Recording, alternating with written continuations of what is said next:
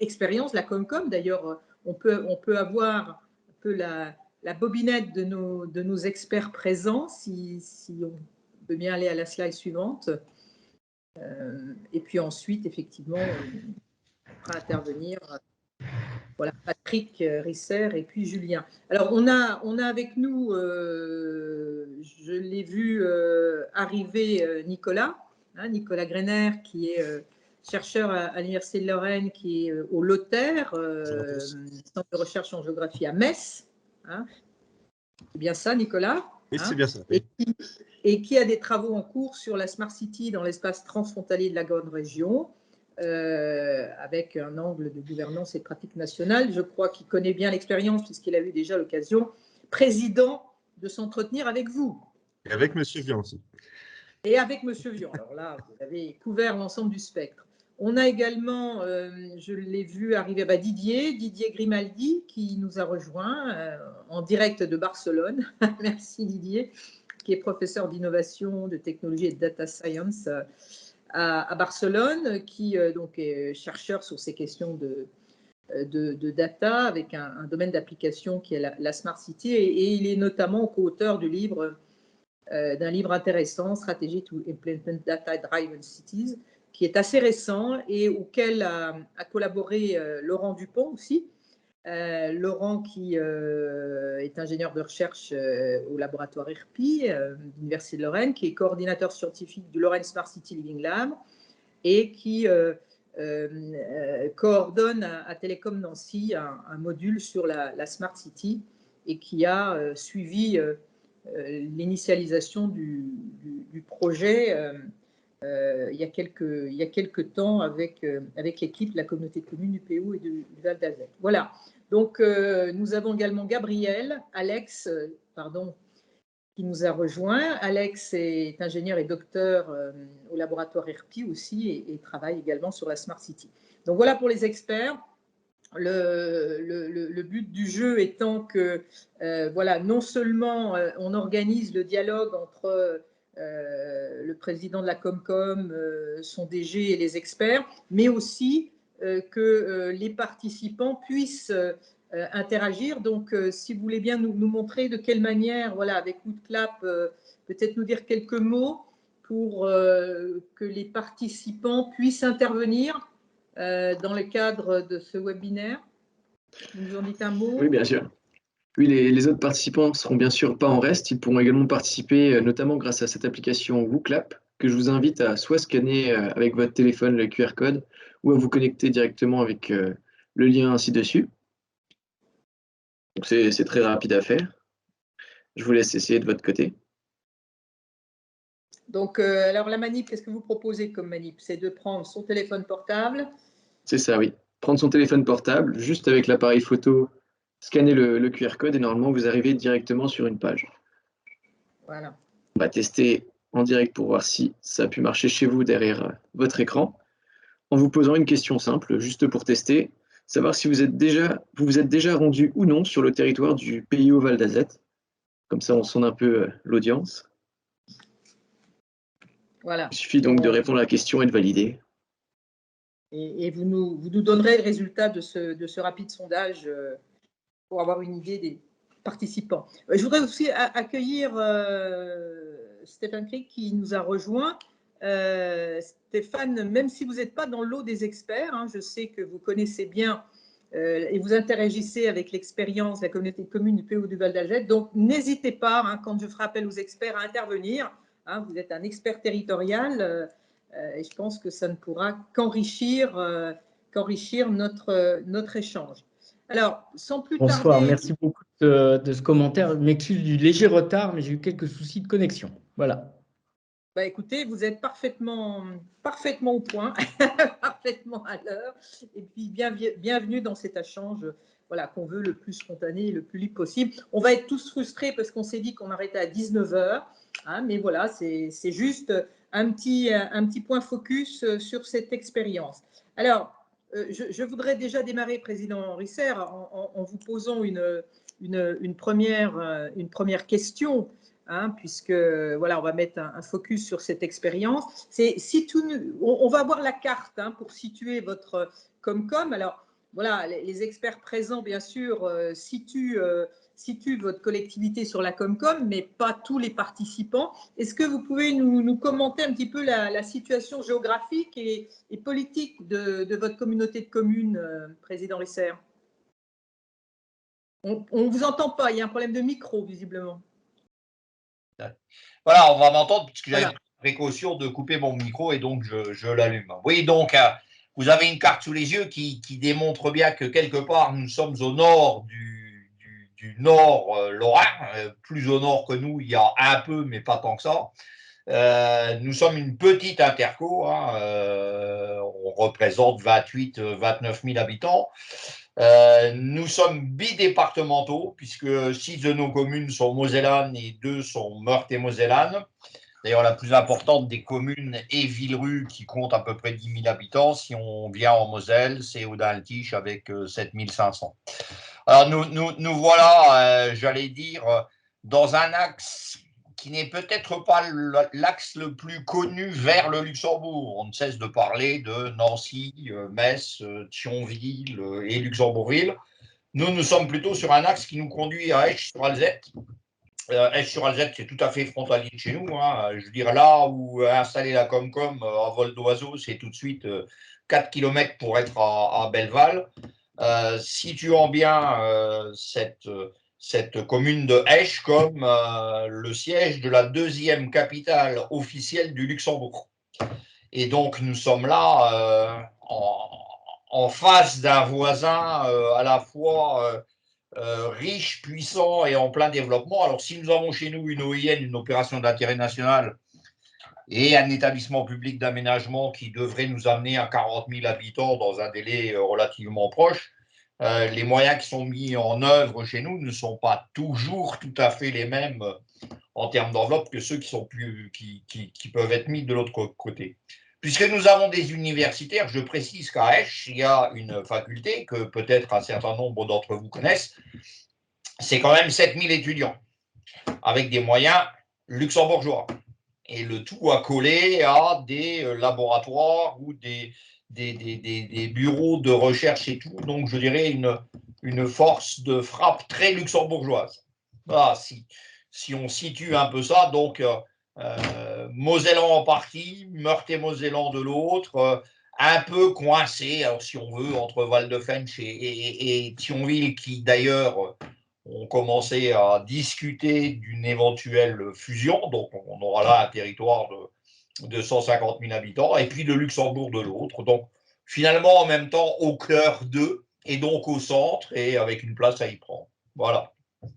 Merci pour cette première situation. Alors, on va rentrer dans le vif du sujet, Président Risser, puisqu'on veut mettre la focale sur ce pari que vous avez fait de faire de la donnée finalement une ressource. La Comcom a été créée en 2004. Qu'est-ce qui vous a amené à cheminer vers cette idée d'investir vers cette plateforme de gestion de données? On verra Julien tout à l'heure dans la dimension technique du projet et stratégique du projet, mais l'intention politique que vous avez eue, comment vous pourriez nous la resituer? Comment vous pourriez nous situer ce cheminement depuis 2004 qui vous a amené à initier une action dans ce domaine? Alors, si vous voulez, 2004, c'est le début de l'Interco, sachant que moi, mon premier mandat est politique et au niveau de l'Interco et au niveau de la commune, c'est-à-dire une expérience d'élu proche du zéro, c'est 2014. Donc, voilà, on a une communauté de communes qui commence en 2004 et j'arrive en 2014 avec un véritable intérêt pour ce qu'est une structure intercommunale, et puis d'autant plus qu'il y a cette OIN, cette EPA, dont je ne sais pas tout, mais qui me semble être plutôt intéressant. Donc, j'arrive dans une Comcom qui est déjà en construction, qui a un projet de territoire, et puis alors, je suis chargé du plan local d'urbanisme intercommunal. Et 4 ans après, d'ailleurs, nous serons l'une des premières intercos du Grand Est à développer, à posséder cet outil, sachant qu'il a un volet habitat. Et au travers de ces premiers diagnostics et autres, Et je me rends compte, et Julien Villon, qui est déjà là, me dit, Monsieur Risser, voilà, il y a des choses qui tournent autour de l'écocité, il y a une possibilité de rentrer dans un PIA. On nous demande éventuellement si on ne souhaite pas rentrer dans une problématique de gestion de la donnée. Alors, on est en 2015. Alors, imaginez la problématique de la gestion de la donnée en 2015. D'accord? Voilà, on est au début de l'histoire du numérique. Hein. Et alors, une plateforme de gestion de la donnée ou un territoire intelligent et connecté, à l'époque, ça ne touche pas grand monde. Néanmoins, l'objectif qu'on nous assigne serait de développer cette plateforme qui devrait répondre aux objectifs de ce qu'est une écocité, alors aussi bien pour les citoyens que pour la protection de l'environnement, les mobilités, etc. Et on nous dit qu'éventuellement, on pourrait disposer d'un financement. Eh bien voilà, ça commence comme ça et on se dit avec Julien, et je me dis moi en tant que politique, si on regarde ce qu'il y a sur notre territoire avec son passé industriel dont il ne reste rien, ou pas grand-chose, contrairement par exemple à ce qui se passe chez Stéphane Krill, où s'il y a eu des difficultés dans la sidérurgie, il est resté quelques pépites. Chez nous, il ne reste rien, il reste des terrains minés par les mines, donc peu de foncier, il reste des friches, voilà, et puis pas grand-chose. Donc, et puis le Luxembourg en concurrence. D'accord? Donc, en gros, vous voulez créer une entreprise, vous allez plus facilement au Luxembourg pour un tas de raisons que chez nous. Voilà, il y a cette concurrence et fiscale et d'attractivité qui fait que le seul domaine qui ne soit pas investi et qui puisse que nous appartenir sont des domaines comme l'eau, personne ne peut nous voler notre eau, le vent, personne ne peut nous le voler, le soleil, quand il y en a, mais il n'y en a pas besoin de beaucoup pour pouvoir produire. Et puis, pour exagérer, comme je le dis souvent, il nous reste nos pépés mémés aussi. Et puis, l'économie dite du résidentiel. Sachant que l'économie du résidentiel, pour nous, c'est souvent une charge, puisque nous hébergeons des gens qui vont bosser de l'autre côté et qui payent leurs impôts de l'autre côté.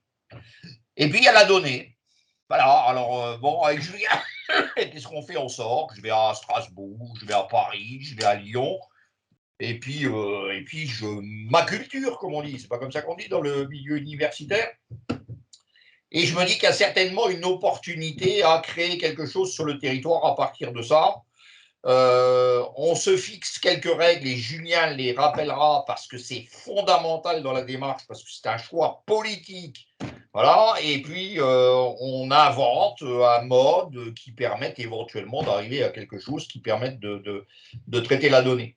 Sachant que je compte en faire quelque chose qui permettra un écosystème. Mais là, Julien, il reviendra. Donc, c'est un choix politique fort, sachant que la donnée nous permet de traiter l'eau, l'air, le vent, et éventuellement même le maintien à domicile des PPMM. Mais bon, voilà, je veux dire, sans données, pas de diagnostic. Sans diagnostic, pas de politique. Et sans données, pas d'évaluation des projets que vous avez pu mettre en route et savoir si vous avez été bon ou pas. Voilà. Ok. Alors, merci, Président. Avant de demander à Julien cette approche un peu de sa philosophie de projet, je pense que ça serait intéressant de voir si déjà du côté des experts sur l'intention politique, est-ce qu'il y a des questions ou des éléments d'étonnement, hein, comme le public aussi peut poser des questions, voire s'étonner. Est-ce que du côté des experts, il y a déjà des éléments de questions? Nicolas, peut-être? Oui, voilà. oui. Bonjour, bonjour Monsieur Risser, bonjour Monsieur Vion. Bonjour Monsieur Ganner. Alors, moi j'ai une question effectivement sur finalement le sens du projet, hein, le sens du projet numérique au sein de votre territoire. Comment est-ce qu'on pourrait traduire ce projet en termes philosophiques, entre guillemets, comment on pourrait traduire votre politique de Smart City? Quel sens lui donner finalement? Est-ce qu'un sens compris comme un projet de cité, hein, la cité qui regroupe l'ensemble des acteurs? Est-ce qu'il s'agit il s'agissait de redonner finalement de l'urbanité à un territoire qui peut-être en manquait à la suite des tragiques restructurations industrielles. Est-ce qu'il s'agissait de retrouver, il s'agit toujours de retrouver le lien social d'antan, hein, sur de nouvelles bases? Au service de quoi ce projet se base? Bah, écoutez, en gros, dans votre question, il y a déjà un début de réponse. Et puis, nous étions ce matin au Luxembourg, voyez-vous. Et nous étions pas n'importe où, puisque nous étions dans la maison du projet à Esch-Bellewalle, donc le siège d'Agora, hein, aménageur de tout cet immense quartier de Bellewalle, et puis qui va aménager Chifflange. Et bon, sachant qu'ArcelorMittal est présent au capital de cet aménageur. Et dans les questions qui ont pu nous être posées, Julien Vian a eu à répondre en disant: nous comptons sur cet outil numérique pour recréer une forme de lien social qui a peut-être disparu. Et dès le départ, dans notre conception, non seulement il nous fallait nous retourner vers les citoyens ou vers les acteurs du territoire qui souhaitaient donner ce qu'ils pouvaient attendre de la gestion de la donnée ou d'une smart city, mais il fallait qu'on garde présent à l'esprit que il nous fallait nécessairement pouvoir remettre en lien les gens, même si c'est par l'intermédiaire du numérique, sachant, et on le verra peut-être d'ailleurs dans Edge 2022, puisqu'il y a quelque chose sur le rythme des frontaliers, que chez nous, ça se lève tôt, ça rentre tard, et qu'entre-temps, il n'y a pas grand-chose. Voilà, parce que ça va bosser, si je prends au Metz, c'est 80% de la population active qui va travailler au Luxembourg. Ils restent sur place. Quand je dis les pépé mémés, effectivement, reste une génération relativement éloignée du fait numérique, et là, on peut se poser la question là de la médiation numérique, mais qui en même temps peut être intégrée dans le rendu d'un certain nombre de services, etc. etc. Donc ça, c'est assez fondamental. Fondamentalement aussi, il nous fallait démontrer que nous pouvions être tiers de confiance. Et ça suppose toute une démarche, on pourra y revenir, mais on ne pourra pas gérer de la donnée sur un territoire si on ne donne pas confiance aux gens et si quelque part on n'a pas toute une politique d'accord. Voilà. Donc ça, c'était sous-tendu.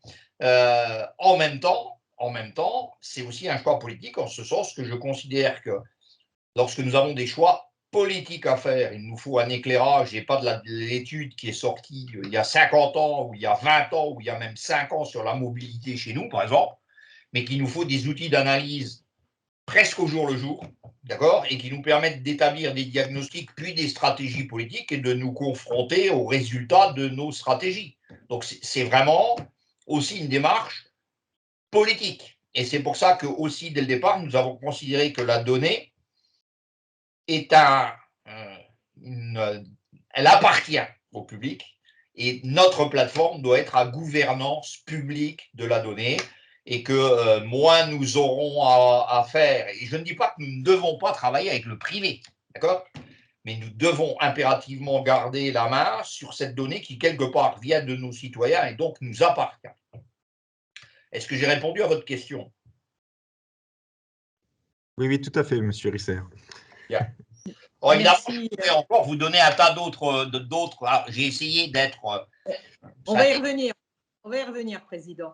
Est-ce que, merci en tout cas pour la question et pour la réponse. Est-ce qu'à ce stade, il y a d'autres experts qui ont des questions ou des éléments d'étonnement? Sinon, on va enchaîner. Oui, Laurent?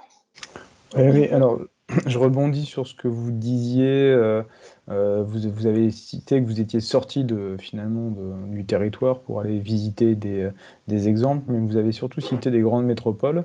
Et finalement, au démarrage de ce projet, peut-être qu'on aura la réponse après, est-ce que vous aviez déjà identifié des territoires peut-être plus similaires à la CCPHVA? Parce que entre Lyon, Paris et un territoire transfrontalier, donc vous l'avez rappelé, qui est basé sur une friche industrielle. Voilà, on n'est pas tout à fait sur les mêmes enjeux, les mêmes besoins, les mêmes possibilités. Donc, est-ce qu'il y avait plutôt des territoires périurbains, voire ruraux, qui pouvaient aussi vous inspirer? Et autre question, sans l'impulsion, finalement, on vous a un peu proposé d'aller sur ce type de sujet avec des financements possibles.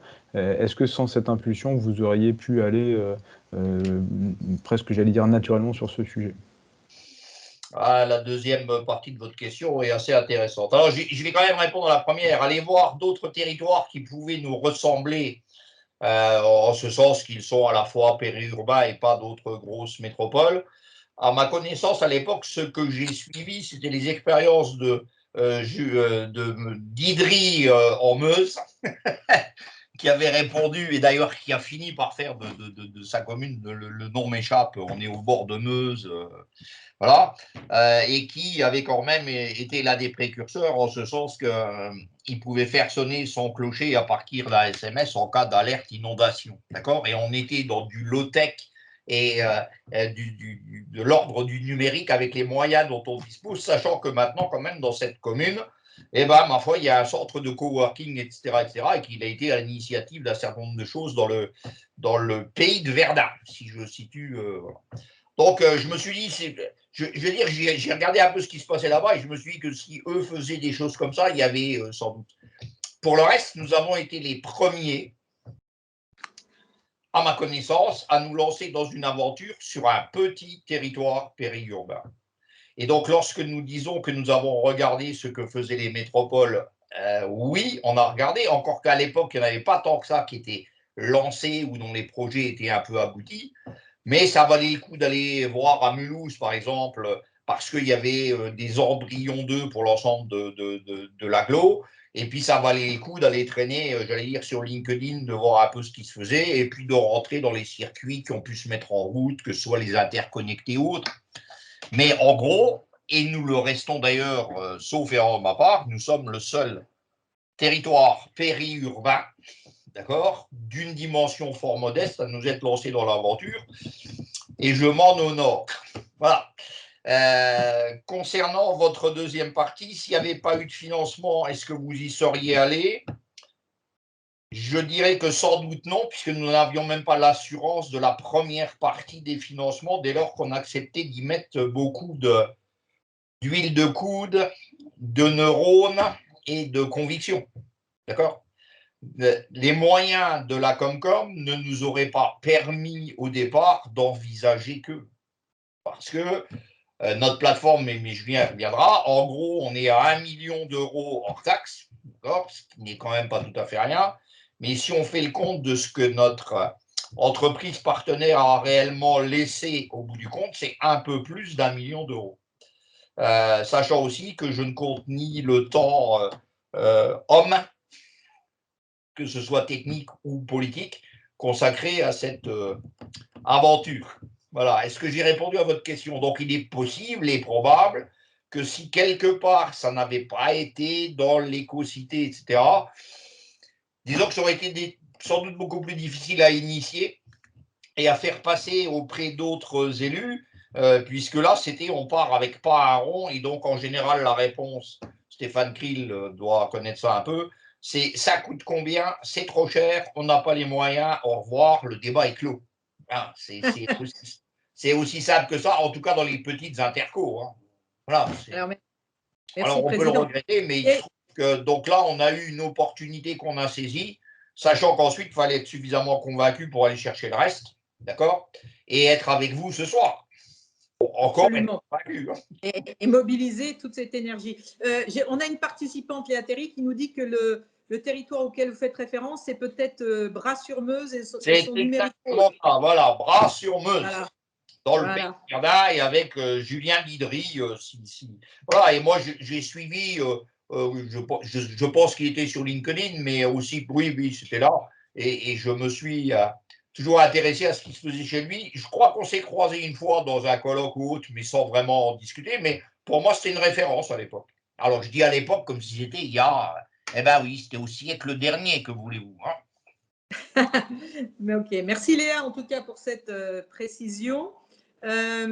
ce que je propose, c'est que voilà, on puisse demander maintenant à Julien Vian de nous donner un petit peu son parti pris et comment il a engagé l'action, le projet, quels sont selon lui les éléments, en tout cas, qu'il a lui porté à l'origine du projet. Comment il pourrait nous raconter ça, Julien? Mais je sais que non seulement vous le racontez, mais vous commencez à le modéliser.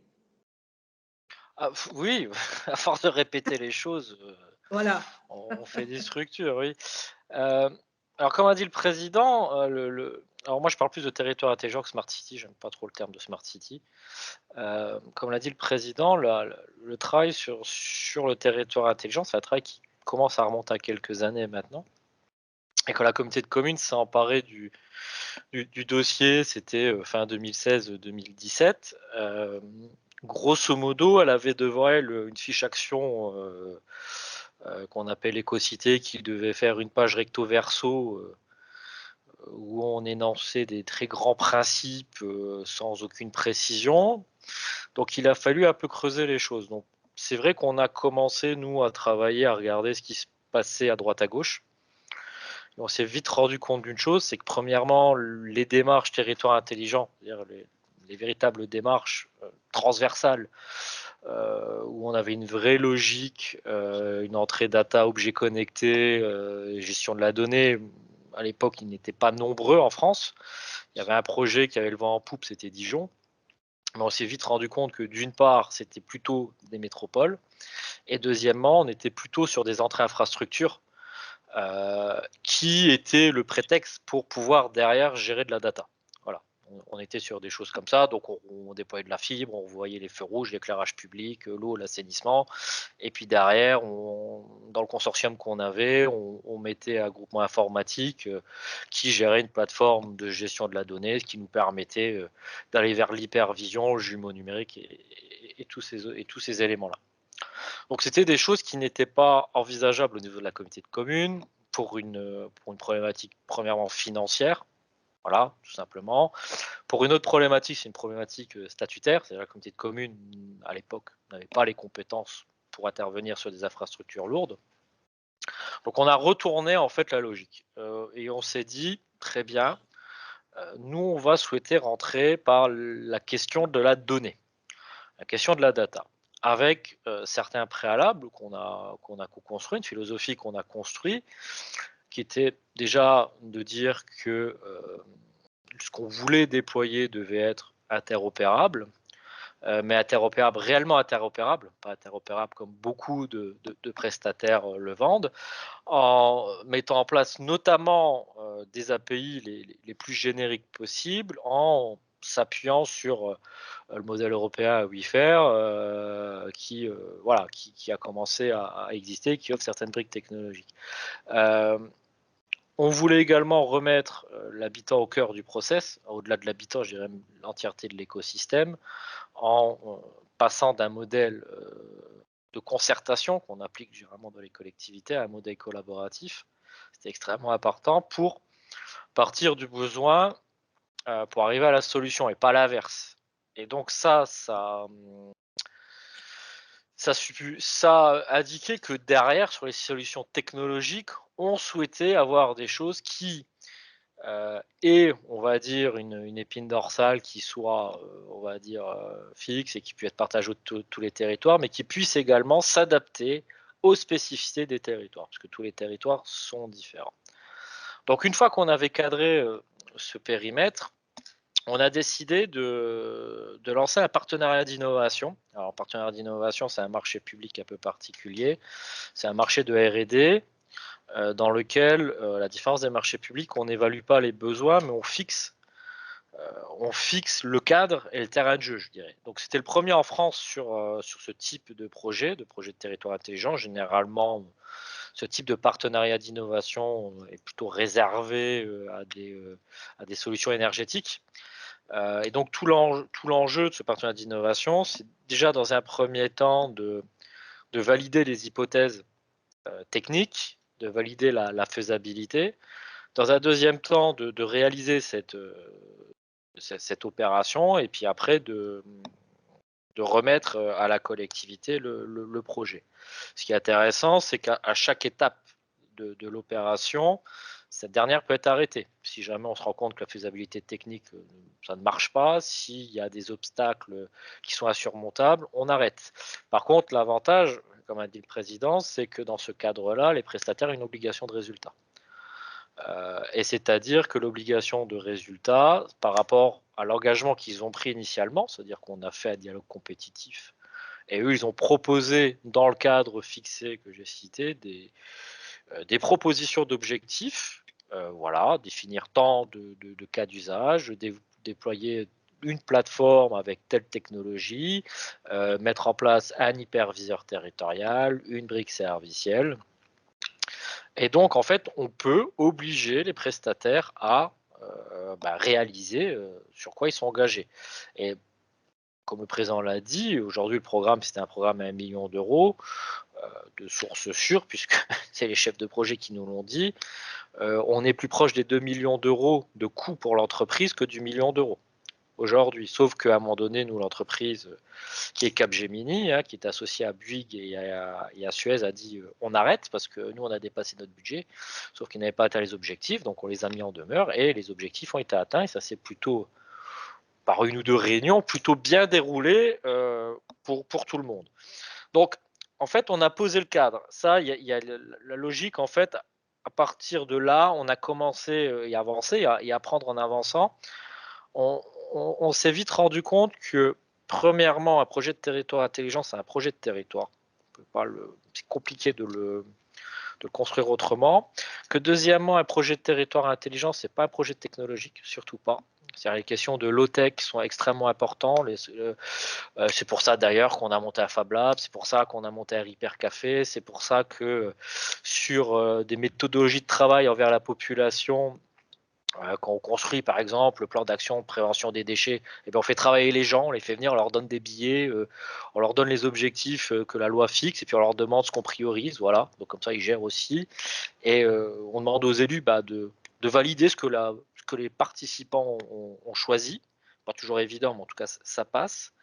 On s'est aussi rendu compte que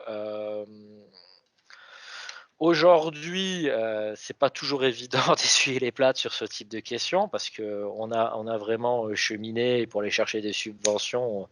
Et encore aujourd'hui, je vous assure que les services instructeurs ont quand même beaucoup de mal à comprendre puisqu'on est sur des choses qui sont transversales et qui ne touchent pas uniquement qu'un domaine. Et ça, c'est un peu compliqué. Et on s'est rendu compte qu'il y a des choses qui sont fondamentales. C'est-à-dire que, je dirais, il y a trois briques qui sont des briques nécessaires, pas suffisantes quand elles sont seules, mais qui permettent d'aller vers un territoire intelligent. La première brique, c'est le déploiement de la fibre sur le territoire. Et ce qui peut paraître assez étonnant, et ça c'est l'analyse que j'ai aujourd'hui, c'est que c'est sans doute, à mon sens, la brique la moins importante des trois. La deuxième brique, c'est une infrastructure numérique qui est en capacité de traiter de la donnée, de la stocker, de la sécuriser, de la valoriser, d'en tirer le jus, je dirais. Donc ça, c'est notre plateforme de gestion de la donnée, qui peut s'appuyer alors ou sur un hyperviseur territorial ou pour les gens qui veulent aller plus loin sur un jumeau numérique, qui doit aussi s'incarner dans des choses qui vont vers la population. Ça peut être des applications mobiles, ça peut être des sites internet, ça peut être tout un tas de choses. Et la troisième brique qui est pour moi aujourd'hui, quand on rentre dans l'opérationnel, quasiment devenue essentiel, c'est une brique énergétique, c'est-à-dire une infrastructure électrique à l'échelle du territoire qui permet le déploiement d'IoT. Et donc cette brique, nous, on est en train de la finaliser, elle sera finie au mois de mars, dans le cadre d'un marché public autour de l'éclairage public intelligent qu'on a lancé l'année dernière, qui a pour but, dans les prochaines années, mais en tout cas les travaux d'investissement se faisaient tout de suite, de rénover les 4671 candélabres du territoire, de les remettre complètement à neuf, donc de changer de technologie d'éclairage, donc passer en LED, 80% d'économie, de piloter l'ensemble de ce parc électrique, de cette énergie, et pas piloter à l'armoire, piloter au point lumineux, poids lumineux et armoire via une GMAO, de permettre aussi donc de se doter d'une infrastructure électrique qui permet le déploiement d'objets connectés. C'est-à-dire qu'aujourd'hui, sur le territoire de la communauté de communes, le candélabre devient un média pour déployer des capteurs, des caméras ou que sais-je encore, la sonorisation, mais peu importe. Et dans ce cadre-là, on peut porter derrière les politiques autour du territoire intelligent. Là, ce qui va arriver prochainement, et grosso modo, grâce à ça, on s'est évité un casse-tête pas possible, c'est qu'on va déployer des capteurs de pollen sur le territoire avec une société française extrêmement innovante pour en fait avertir la population et anticiper une nouvelle fois, c'est aussi l'idée, anticiper les questions de montée de pollen pour les personnes qui ont des risques et comme moi qui n'arrivent plus à respirer au mois de mai. Donc ça permet d'anticiper, que les gens puissent se soigner un petit peu avant, de prévenir je dirais les exercices en extérieur, les choses comme ça. Donc voilà, et ça, au lieu de se dire où on va mettre ces capteurs, comment on installe ces capteurs, il faut qu'on trouve des bâtiments publics, il faut qu'on puisse les brancher. Non, voilà, il n'y a pas de souci. On a identifié via notre SIG les endroits les plus pertinents. Il y a un candélabre, c'est branché dessus, il n'y a plus de souci. Donc voilà, et donc on a, je dirais, on a porté ces 3 briques là depuis 2018 et en parallèle, ce qu'on a souhaité faire, parce qu'on a toujours voulu avoir une vision très très pratique, très dans le concret, on a monté des preuves de concept ou des programmes complets sur des thématiques très précises, de choses très simples. Comme, je sais pas moi, des capteurs dans nos composteurs pour savoir combien de fois le composteur qu'on met à disposition des gens est ouvert, la température, taux d'humidité pour qu'on puisse anticiper la gestion nous en interne, au service de collecte d'ordures ménagères qui est complètement connecté avec des puces, des badges et tout ce qu'on veut pour un suivi au quotidien de ce service, au capteur de qualité d'air dans les crèches, au capteur de qualité chimique de l'eau dans les rivières, avec un point important qui n'est pas un point fondamental, mais c'est généralement de l'information en temps réel, quasi temps réel. Voilà, bon, on n'est pas à la minute près, mais d'avoir de la donnée sur la vie du territoire qui est premièrement fraîche, je dirais. Deuxièmement, on y intègre de l'intelligence artificielle sur un secteur pour pouvoir travailler à la prédictivité sur des choses peut-être très simples comme l'accès à la déchetterie, pour que les gens puissent savoir dans 3 mois que le temps d'attente sera de 3 heures le samedi, mais que de 30 minutes le vendredi. Donc, si je déménage, peut-être je le fais autrement. Pourquoi pas sur la mobilité aussi? On est en train de le faire, puisqu'on a des caméras d'analyse vidéo des flux à l'entrée du Luxembourg. Et tout ça, en fait, est traduit, nous, dans un hyperviseur qu'on est en train de faire évoluer dans la mesure du possible. Alors, moi, je ne verrai pas ça, parce que comme je ne serai plus là pour ça, mais en tout cas, on est en train de donner les clés pour travailler, aller vers un jumeau numérique qu'on aura co-construit avec différentes solutions qu'on aura intégrées à notre hyperviseur, notamment grâce à l'aspect complètement générique des solutions qu'on envoie et qui permet au niveau de la communauté de communes de sortir dans les prochaines semaines des tableaux de bord complets sur ce qui se passe sur le territoire, sur toutes les solutions connectées, de pouvoir croiser ces données et d'anticiper, de programmer les politiques publiques au mieux. Voilà.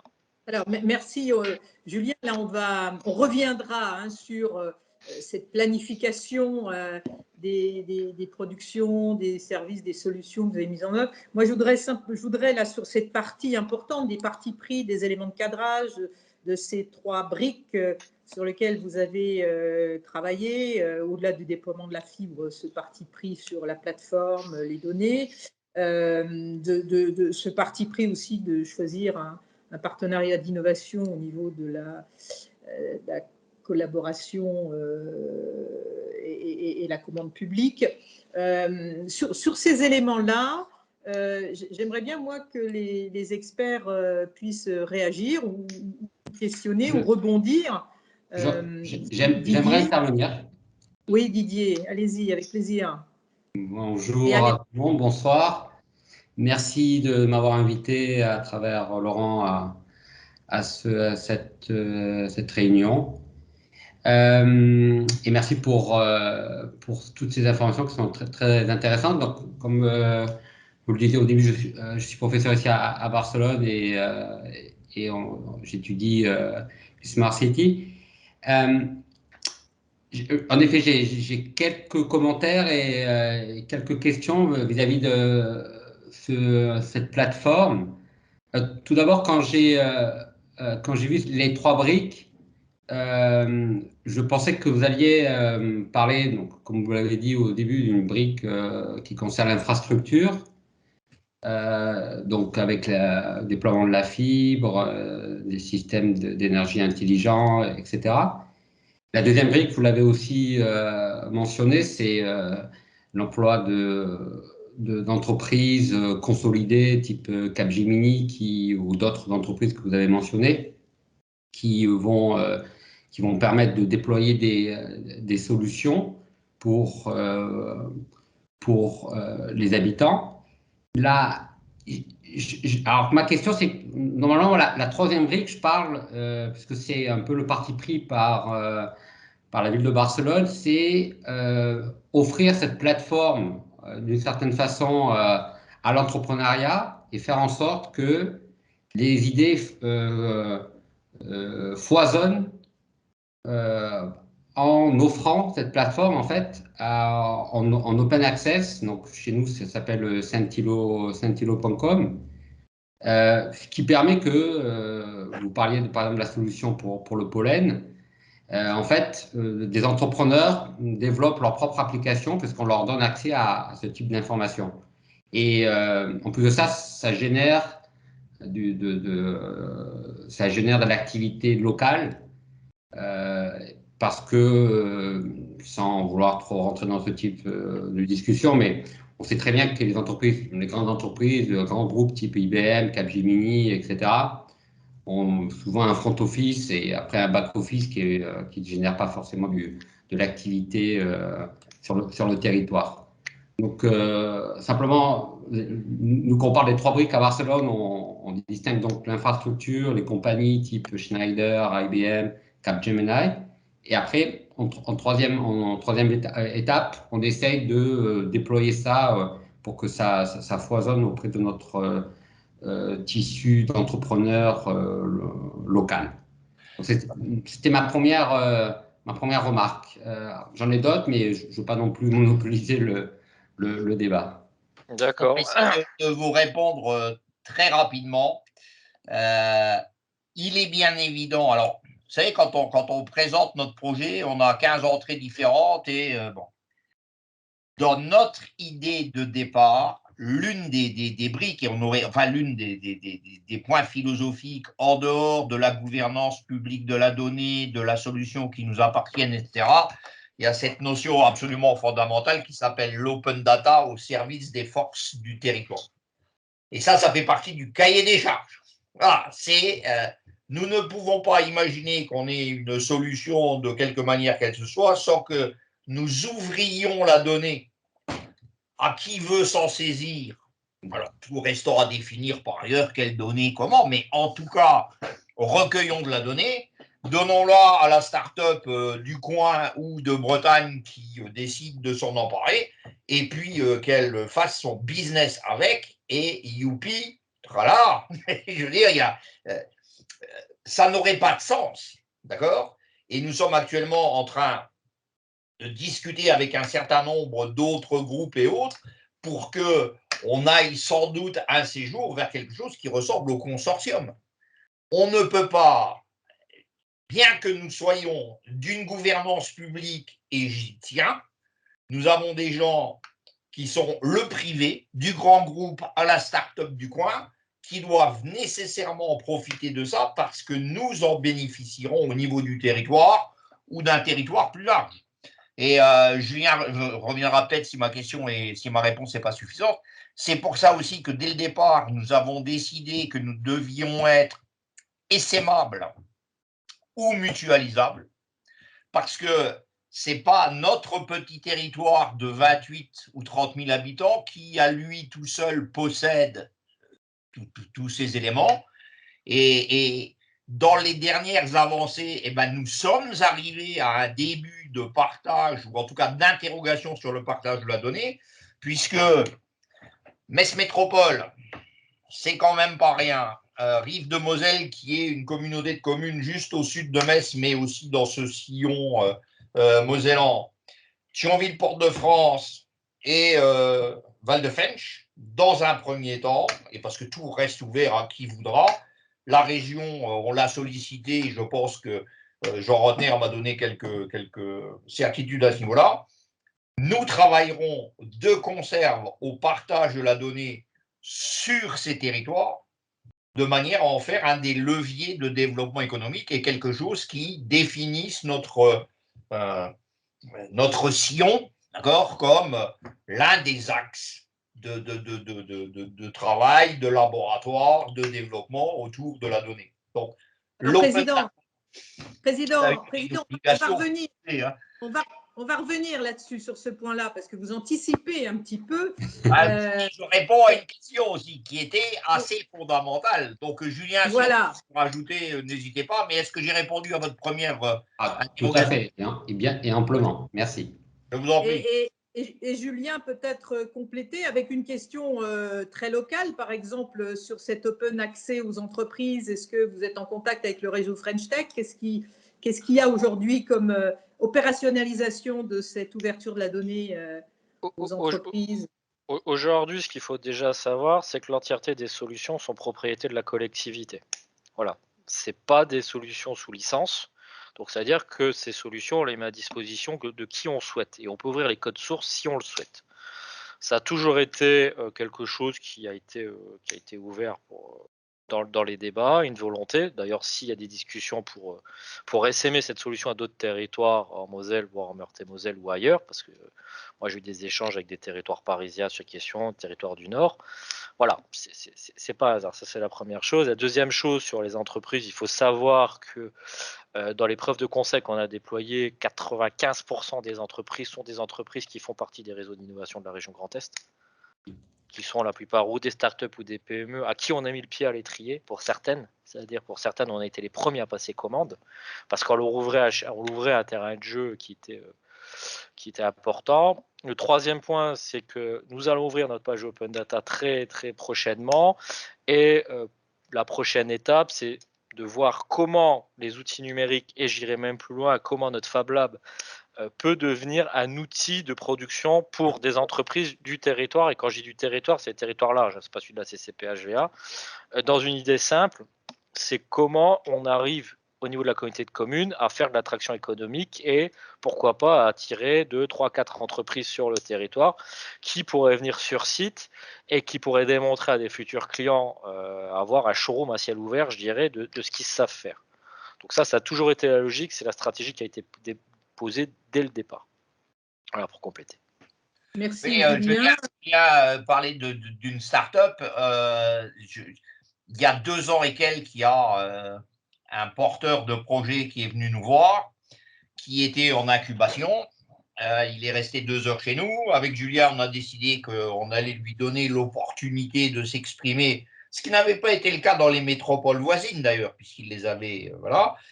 Aujourd'hui, il est reconnu par la région Grand Est. Il était à Las Vegas et il a un prix Solar Impulse. Donc, quelque part, parfois, nous sommes assez satisfaits de ce que nous avons pu faire. Voilà. C'est un exemple, hein. Il y en a d'autres. Ouais. Et moi, j'en rajouterais qu'en plus de ça, nous, dans les universités, on oriente nos élèves à des challenges et on est très, très intéressé par les territoires qui ouvrent leurs données, parce qu'on peut l'utiliser comme notre terrain pour offrir des challenges à nos étudiants. Et je parle autant pour l'université dans laquelle je travaille ici à Barcelone, mais je travaille aussi en collaboration avec Laurent, et ça peut être aussi une possibilité d'offrir des challenges ou des projets à nos étudiants. Merci Didier. Effectivement, c'est un fil. On verra possiblement attirer. Merci en tout cas pour cette proposition et cette ouverture. Alex, vous souhaitiez intervenir aussi sur cette étape de l'échange? Oui. Alors, c'est un échange riche. Je ne sais pas par quelle question commencer. J'en ai une pelletée là. Alors, je vais déjà commencer par celle que j'avais notée, et puis après, je les prendrai comme elles viendront. Alors, déjà, c'est pour rebondir à ce qui a été dit au début, c'est que la population du territoire est une population qui, pour résumer, ne fait que dormir sur le territoire. Bon, c'est un peu schématique, mais se lève tôt et se couche tard et revient tard. Et du coup, je me posais la question de comment cette population avait été mobilisée dans le processus de conception, de vision de ce territoire intelligent. Et notamment, comment ça a été fait, enfin, quels sont les outils qui ont été utilisés. Et j'imagine qu'il aurait été possible d'utiliser des outils numériques et du coup collecter de la donnée. Mais enfin, comment ça a été fait, quoi? Je vais laisser Julien répondre parce que si vous voulez, dans cette phase proactive et de construction, nous avons interdit la présence des élus. Donc, je n'ai participé qu'à un seul atelier coincé dans un coin pour voir comment c'était organisé en la fermant. D'accord? En la fermant, parce qu'il faut savoir se taire parfois. Et puis, on a laissé les solutions émerger et surtout ne pas aller penser à la place des gens qui étaient là. Donc, Julien, à vous. Donc en fait, on a travaillé l'idée, en fait, on voit la complexité d'emmener des gens à s'investir sur des questions qui, grosso modo, je vais être un peu trivial, mais touchent pas ou leur terrain, leur construction de leur véranda, de leur piscine ou chez le voisin, quoi. C'est toujours un peu compliqué. Donc nous, l'idée, c'était déjà de construire je dirais un bloc de pionniers sur ces questions. Donc en fait, ce qu'on a fait, parce qu'on n'avait de toute façon pas le moyen matériel de faire des ateliers collaboratifs à 500-600, hein, on est un territoire de 28 000 habitants, on a commencé à travailler avec des appels sur les réseaux sociaux, appels à volontaires, plus nous dans les milieux associatifs qu'on connaissait, plus le bouche à oreille, ce qui fait que sur la première partie où on a fait 9 ateliers collaboratifs, plus un atelier pour nommer le projet, où on a fait voter les gens aussi en numérique. On a eu à peu près, je dirais, pas loin de 450-500 personnes qui ont participé, ce qui fait quasiment entre quarantaine de personnes par atelier avec des niveaux différents, hein. Ça dépend des thématiques, avec des gens qui étaient soit des gens qui n'étaient pas du tout des gens avec des connaissances informatiques ou des gens plus jeunes. Donc on avait un panel assez ouvert. Ce qui représente à peu près 2% de la population du territoire. Alors c'est peu, on est tout à fait d'accord, mais pour démarrer, c'est pas mal parce que l'objectif pour moi à terme, c'est d'être à 25% de personnes actives sur le territoire pour pouvoir emmener les choses. Mais ça se construit, il faut du temps. Il faut vraiment du temps, refaire venir. Donc c'est pour ça aussi qu'on a monté le Fab Lab. Et le Fab Lab, on a à peu près une trentaine d'irréductibles qui viennent régulièrement. Et même pendant la crise sanitaire, on faisait des ateliers en visio avec le Fab Manager. Donc on construisait des choses. C'est pour ça aussi qu'on a monté notre Hyper Café, parce que là on arrive à toucher des gens peut-être un peu plus âgés. Et chaque fois on en profite pour faire de la pédagogie. Donc tout ça, ça s'est construit petit à petit. Alors le souci, c'est que le Fab Lab, on l'a ouvert en février 2020, donc un mois après, c'était la pandémie. On va dire que la période n'était pas la plus propice. Pour autant, je dirais qu'on a quand même un noyau dur de gens investis qui croient aux choses. Mais il faut continuer à travailler. Il faut aussi faire de la médiation sur ces questions parce que on peut pas se permettre d'utiliser de nouveaux outils, d'oublier la moitié de la population sur le territoire. C'est extrêmement important. Et après, en termes d'outils, globalement, on a utilisé des outils collaboratifs assez classiques, World Café, intelligence collective, avec l'idée où on travaillait sur des personas, des usagers types, et chacun, voilà, on faisait tourner les feuilles, chacun rentrait les choses. Et ce qui est très intéressant, ce qu'on s'est vite rendu compte, c'est que j'avais chaque fois dans les ateliers 3-4 qui venaient là pour dégommer le truc, qui étaient des opposants finis à la communauté de communes. Bah, ce qui s'est passé, c'est qu'à terme, il y en a, je crois, un qui est resté, qui est devenu moteur, et 3 autres qui, au final, ont râlé un petit peu. On les a écoutés. Puis une fois, ils se sont fait reprendre par le groupe, je dirais, en disant ouais, non, mais ça va pas ce que vous racontez. Une deuxième fois, troisième fois.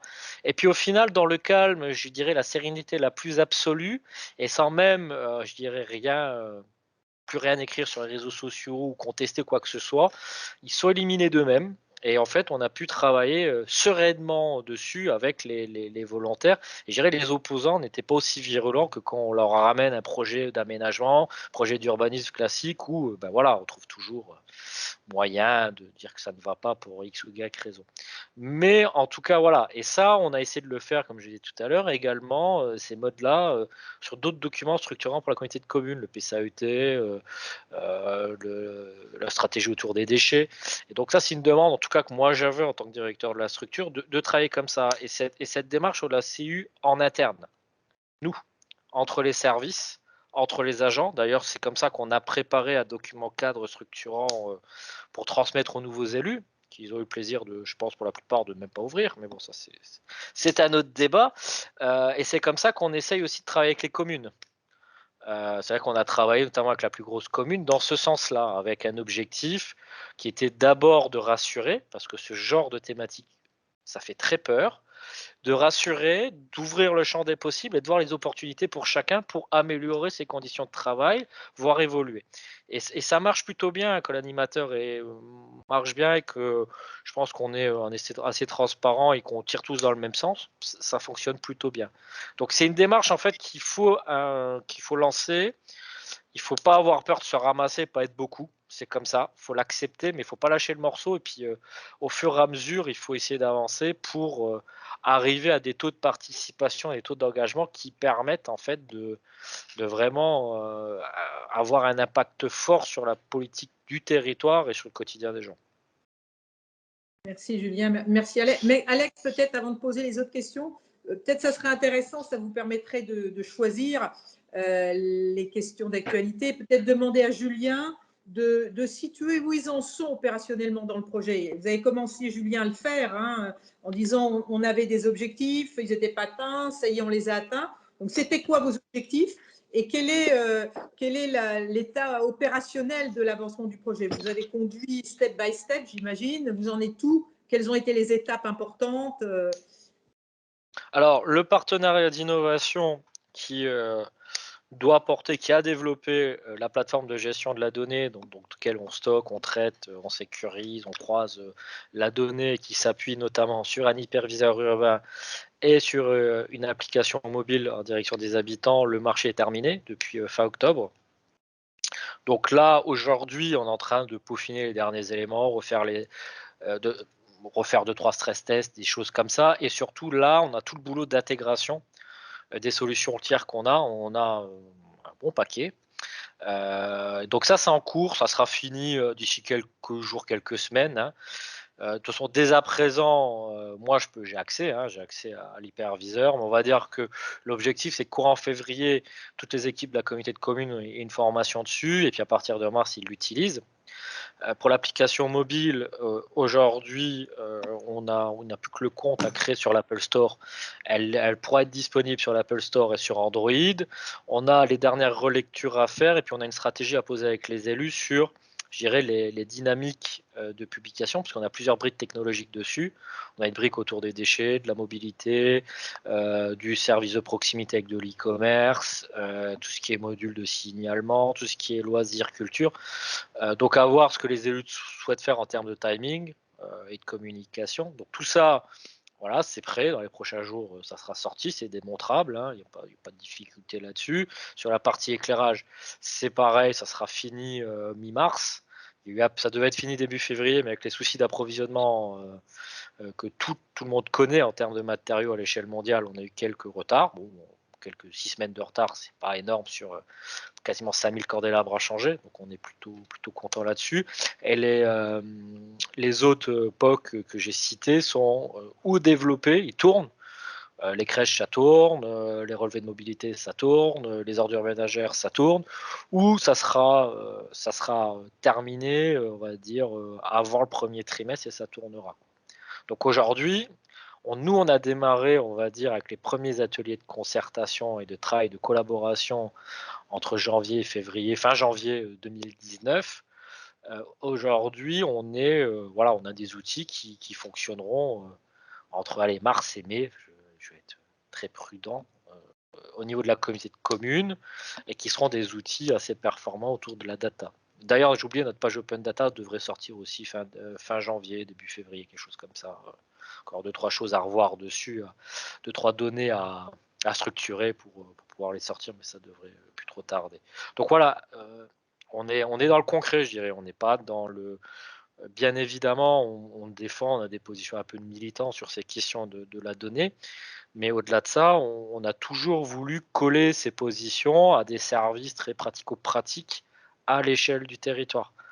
Et pour rendre, je dirais, optimiser le service public, améliorer le cadre de vie, piloter les énergies, améliorer les mobilités. Donc tout ça, vraiment, voilà, on est dans cette logique-là. Et aujourd'hui, les choses qu'on a portées maintenant depuis quelques années arrivent à maturité et vont pouvoir être utilisées.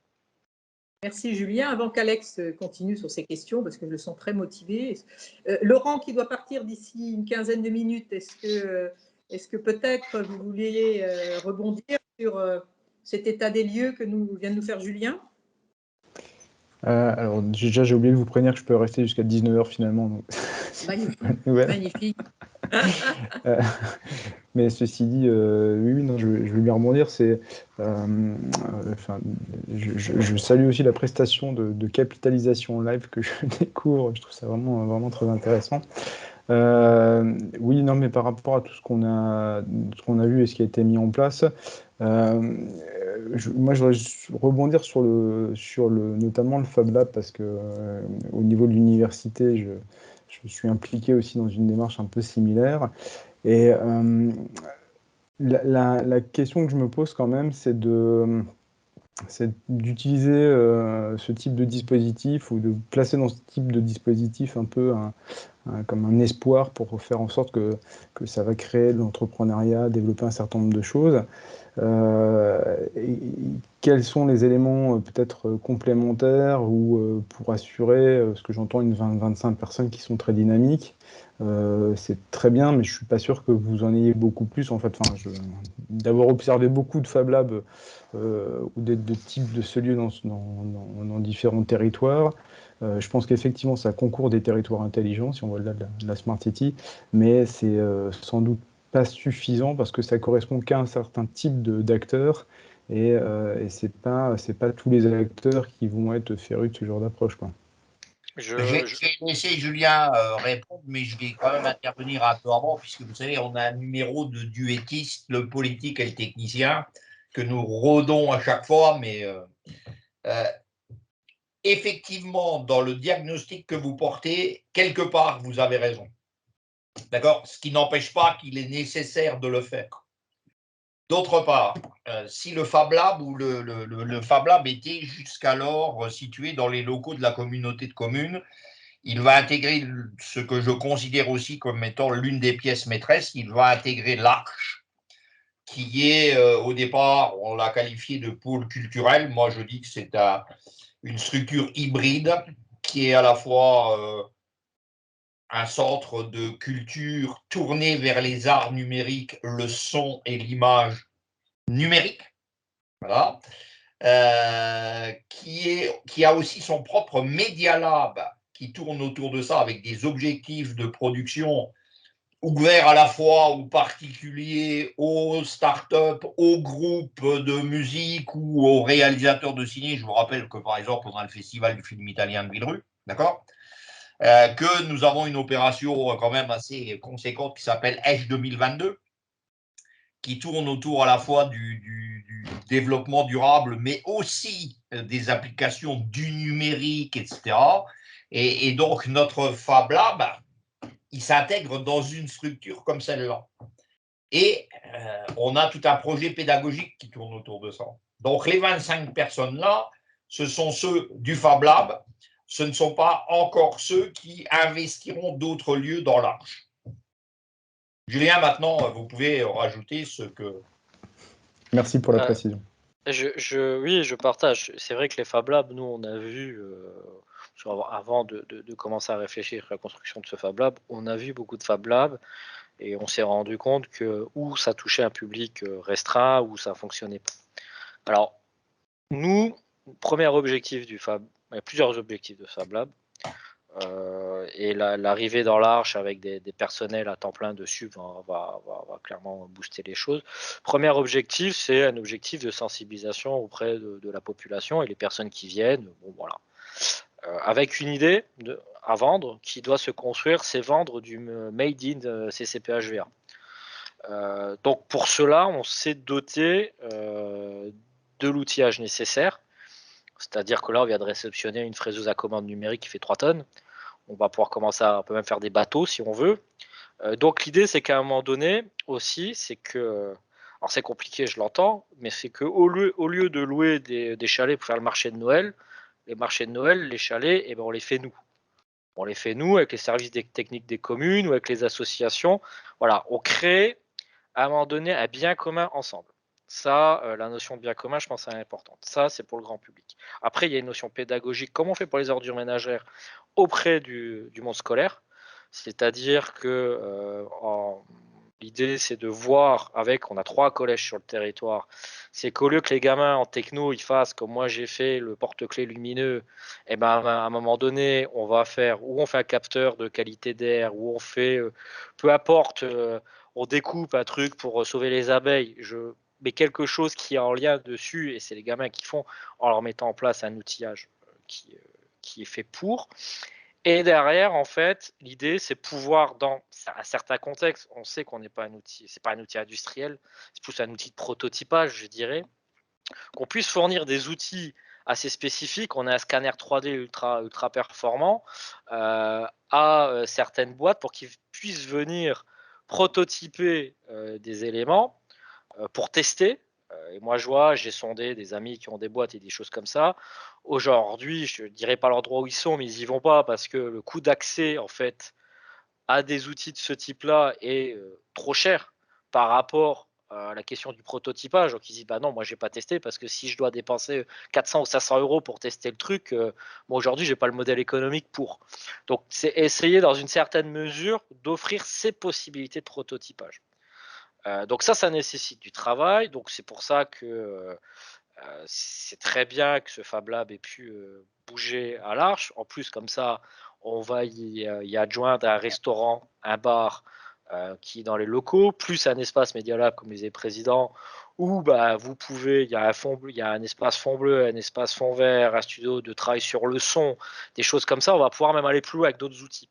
Donc ça, c'est le pari qu'on fait. Je pense que c'est un pari qui va prendre du temps à se faire, mais qui va pouvoir être intéressante, notamment quand on avait ouvert le Fab Lab et les discussions que j'avais avec des enseignes qui étaient à Belleval, notamment à l'aéroport ou des choses comme ça. Ils étaient intéressés par ce type de structure parce que, grosso modo, eux, il y avait une structure de ce type qui fermait au Luxembourg, puisque les Luxembourgeois étant des grands philanthropes, ça rapportait pas d'argent, donc ils fermaient.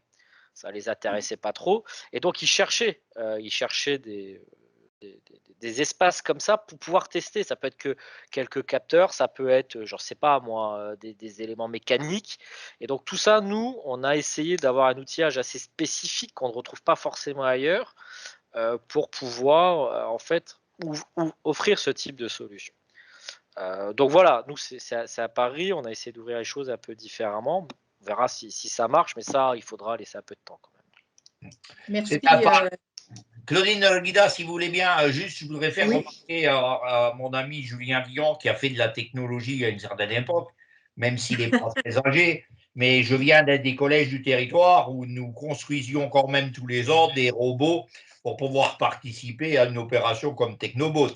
Donc la technologie dans un certain nombre d'établissements où l'enseignement de la technologie a, grâce à Dieu, un peu évolué. Bon. Je ne ferai pas de remarque, je pourrais faire une remarque acerbe sur le fait que c'est pas trop remonté jusqu'à certains niveaux, mais c'est pas grave. Ça. Ah ouais, non, mais ça, Julien, voilà. Mais donc, voilà, c'est pour rassurer sur la qualité du monde de l'enseignement par rapport à la technologie. Il y a un certain nombre d'endroits dans les collèges, hein, je ne parle pas des lycées professionnels ou des lycées d'enseignement technologique, où quand même on n'est plus tout à fait au porte-clés lumineux. Il y a des collèges où on fait encore des passages, hein, mais bon, voilà. On voit, Président, que vous êtes encore fortement imprégné de cette passion que vous avez eue dans votre activité professionnelle. Alex, je sens que là, vous avez encore plein de questions.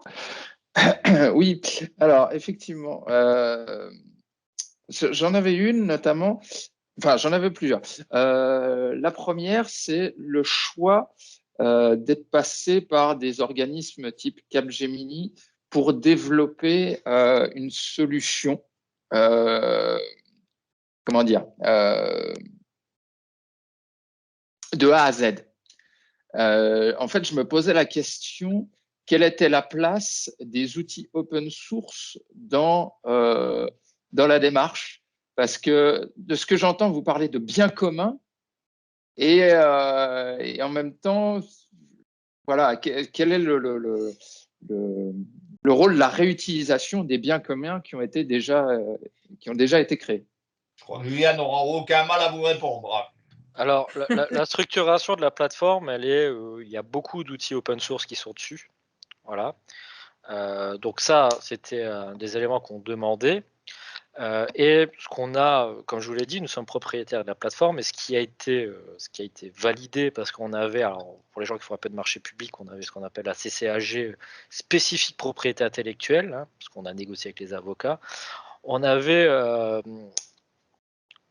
une, comment dire, tout ce qui était pour vous faire simple, tout ce qui est connaissance antérieure, c'est-à-dire toutes les technologies, par exemple, que Bouygues, Suez ou Cap a menées dans le marché, ils étaient d'accord pour en abandonner les droits de propriété intellectuelle auprès de la collectivité. C'est-à-dire qu'ils pouvaient continuer à utiliser leurs choses, mais nous, on pouvait en faire ce qu'on voulait.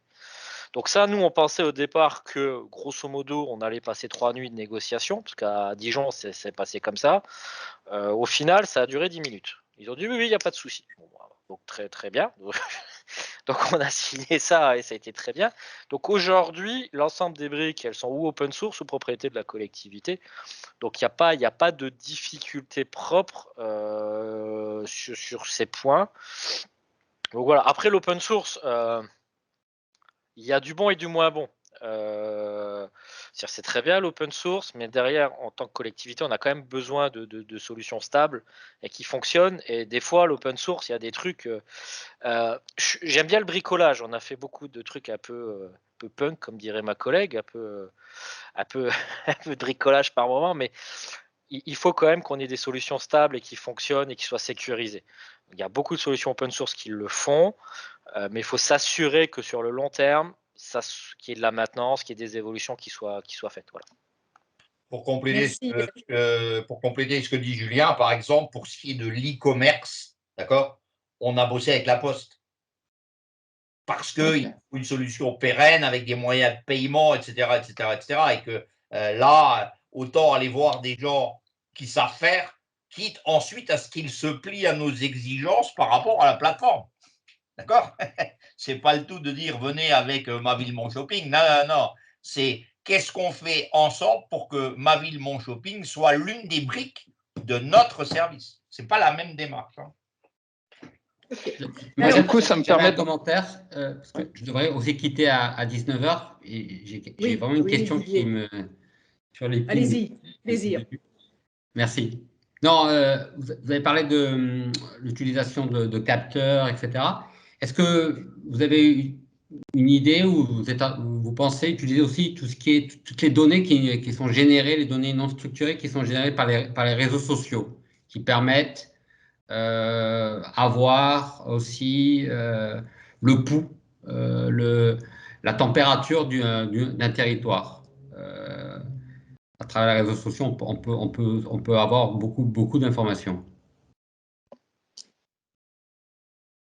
Comme politique, effectivement, ce serait vachement intéressant vu ce qu'on peut prendre dans la tête sur les réseaux sociaux à longueur de journée. Donc voilà. Par contre, sauf erreur, c'est quelque chose qu'on n'a absolument pas investigué. Voilà. Pourquoi? Parce que dans l'ensemble de nos réflexions, c'est une question qu'on ne s'est pas posée et que, j'allais dire, on avait peut-être d'autres urgences, mais l'idée là, je la retiens. D'accord? Et si vous voulez voir des expériences qu'on a menées ici à Barcelone, qui a permis de mieux comprendre comment les touristes appréhendent la ville, comment les crises, on a eu différentes crises, des attaques terroristes, on a eu des moments très durs et aussi des moments de joie avec des événements sportifs. on arrive avec les réseaux sociaux, de comprendre ce qui se passe dans la ville et avoir quelque chose en temps réel de ce qui est en train de se passer dans la ville, ce qui permet aussi de voir son évolution. Et en plus de ça, ce qui est bien, c'est de le voir en temps réel. Enfin, je dirais, nous ne sommes nous ne sommes pas Barcelone avec les moyens de Barcelone aussi. Ah, mais le Twitter, c'est gratuit. Hein. Oui, non, mais je comprends bien. Mais donc c'est pour vous dire, moi, c'est une question que j'ai absolument pas investiguée. Je ne sais pas si Julien a eu l'occasion d'en discuter, mais pour l'instant, c'est pas sur notre table de travail. Enfin, que je sache. Julien. Non, c'est pas dans le spectre. Mais voilà une piste qui fait que je vais me coucher moins bête ce soir parce que dans un de mes moments de folie dans les 6 mois, je me dirais au fait qu'il y a une opportunité, allez, on y va. Mais je veux dire, et si vous n'avez pas peur du Covid, je vous invite à Barcelone, en Espagne. On a il n'y a pas de souci. Je pense que Macomcom me payera immédiatement les frais de déplacement sans aucun souci. Et puis, Didier et Laurent, voilà quelques pistes peut-être par rapport à votre ouverture sur faire travailler la donnée, mais aussi peut-être voir la transférabilité d'expérience avec vos groupes d'étudiants. Hein. On tire aussi des fils, Président. Mais j'ai bien entendu, Madame Guida, j'ai bien entendu. Voilà. Et vous savez qu'en fait, on ne sort jamais gratuitement. On a toujours quelque chose dans la tête en arrière. Hein. Voilà, donc. C'est pas notre style, c'est pas notre style. Voilà, c'est pas notre style, mais on est là pour un peu avancer. Et je voudrais profiter aussi de la présence avec nous de Stéphane, que je remercie et j'aimerais bien sûr, qu'il rebondisse sur l'ensemble, mais peut-être sur un dernier point que j'aurais voulu que vous nous exposiez, Président. J'ai vu que vous avez bu un petit peu d'eau, donc ça devrait aller. Vous nous avez parlé tout à l'heure de la collaboration et de cette ouverture de votre plateforme à des réseaux de collectivités. Vous en êtes où? Vous ambitionnez quoi? Et j'aimerais avoir aussi l'avis de Stéphane sur cette approche, sur cette expérience de la communauté de communes du PO et du Val d'Alzette, et de voir, vu de son expertise et de son territoire, voilà, comment cette expérience le fait réagir. Donc d'abord, Président, vous avez parlé de collaboration tout à l'heure, vous voyez, je n'ai pas oublié, donc c'est le moment de nous en parler un peu plus. Oui, dès le départ, et je dirais vraiment dès le départ dans le cahier des charges, et dès lors que nous avions des financeurs type Banque des Territoires ou Région Grand Est ou Département de la Moselle, ce sont nos 3 financeurs premiers qui font qu'on a été financé à 80%. Nous nous sommes engagés, et je dis bien engagés, à ce que l'investissement qui était fait puisse servir à d'autres collectivités. Bien. Alors, on pouvait s'y engager et ne rien faire. Hein. Je veux dire, on a essayé, ça n'a pas marché. Bon, nous sommes des gens de parole et nous avons pris, il y a déjà quelques années, le long chemin de partager notre ambition de partage. Voilà. Ça n'a pas été toujours très, très simple, mais dès le départ, en tout cas, dans ma tête, ça y était. Et je n'ai pas eu peur d'aller passer pour un illuminé dans un certain nombre d'endroits pour dire oui, mais il y a des possibilités. On a patiné pendant un bon bout de temps parce que oui, c'est intéressant, oui, on se reverra. Enfin bon, pour ceux qui ont assisté à un moment ou à un autre à des rencontres politiques, mais je veux dire, en y revenant sans arrêt, en insistant un peu, en intégrant dans tel programme, dès que vous avez écrit 2 lignes sur le numérique, vous vous dites punaise, j'ai 2 lignes, youpi, je vais pouvoir m'en servir. En fait, c'est une très longue démarche. Et puis, en fait, ce qui a peut-être déclenché, et il faut le dire, c'est que la métropole de Metz nous suivait depuis un bout de temps. Nous avions quelques contacts avec les services DSI et autres, et on nous a souvent cité à Metz Métropole. Alors, il y a un des mots qui avait été pris par Gros Didier, mais déjà avant, lui, il a dit ça en disant que nous étions la start-up locale. Start-up locale en termes de collectivité. Et il y a eu, en dehors de l'intérêt qui avait pu être porté donc, par ces services qui disaient que nous étions en avance sur la métropole, ce qui est un fait, il y a eu un déclencheur qui a dit, Gros Didier a dit, OK, voyons ce qu'on peut faire, d'accord ? Et puis, je dirais que là, le pouvoir de conviction de Grosdidier sur ses services et sur ses élus est sans doute beaucoup plus puissant que mon pouvoir de conviction sur mon propre territoire. Hein. Et dès lors que nous avions ça, ma foi, on a pu aller de manière plus sereine vers d'autres collectivités, d'accord? Ça a demandé encore là à discuter. Pour le reste, ça reste totalement à inventer. C'est aussi simple que ça. Là, j'ai de chaque collectivité 3 représentants, un technicien, un élu et éventuellement quelqu'un qui peut être un référent juridique pour que nous puissions envisager quelle première collaboration nous pouvons mettre en place dans un cadre juridique un peu assuré.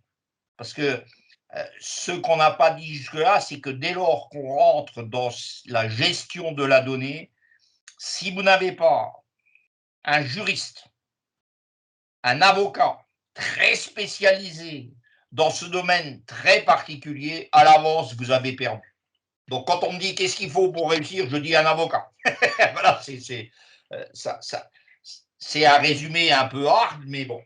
Et donc, voilà où nous en sommes. J'ai depuis, alors donc il y a eu cet accord formel qu'on a signé à Bouzonville, qu'on a entériné à Bouzonville il y a un mois et demi. C'est inscrit dans la page de garde des PTRTE d'un certain nombre de territoires font référence au numérique et ces 4 collectivités, bah écoutez, on se voit d'ici, alors il va falloir trouver encore une fois un agenda commun, mais dans les 3 semaines ou le mois qui suit, notre avocate sera là. Nous avons fait des propositions dans quelque chose qui s'appelle la partenariat public-public. Je passe sur le détail. Peut-être qu'on débouchera sur autre chose. Je ne sais pas où nous allons, mais nous y allons. Voilà, c'est un peu comme quand on a lancé le truc chez nous. On a des collectivités qui nous suivent, donc maintenant on a la responsabilité d'avoir l'air le moins idiot possible, d'accord? Ça ira, hein. Et puis si on a l'air idiot, bah, ça arrive, hein, on se plante, on recommence. Donc voilà, maintenant Stéphane Krill avec Val de Fensch, c'est les derniers arrivés.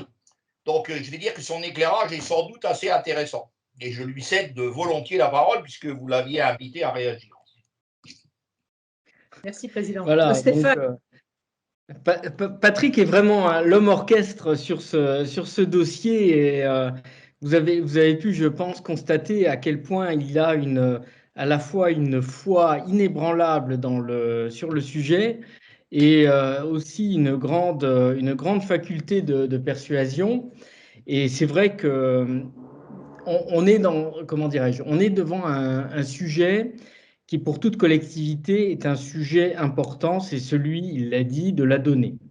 C'est une nouveauté, je pense, un peu dans le paysage socio-économique global, de savoir un petit peu à la fois ce que c'est et ce qu'on peut en faire.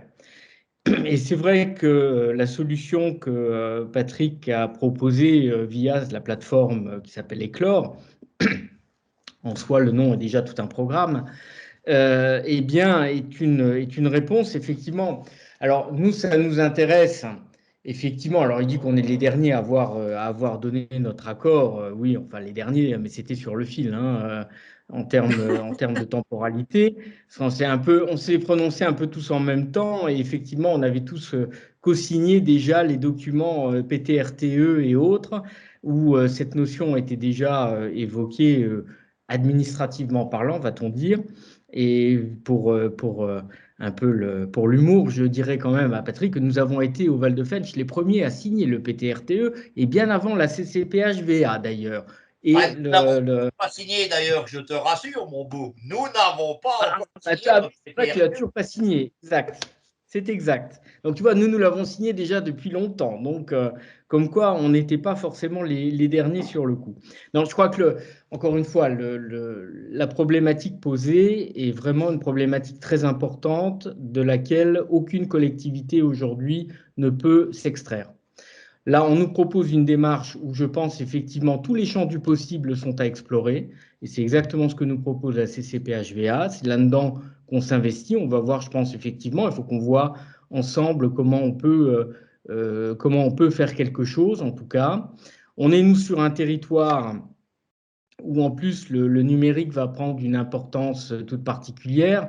On va inaugurer dans quelques jours maintenant, dans 3 semaines, une installation très importante d'ArcelorMittal qui s'appelle le Digital Lab, qui sera en fait une sorte de centre de formation, je dirais, pour leur personnel à l'échelle minimum de la France sur justement la numérisation de leur process de production. Ils vont l'élargir en ouvrant cela aussi à des startups, en l'ouvrant aussi au tissu économique local, donc autour de la 5G industrielle. Donc on est vraiment en plein dans le sujet. Et bien évidemment, nous, on est tout à fait partie prenante dans ce que Patrick propose et dans ce que la CCAP-HVA propose.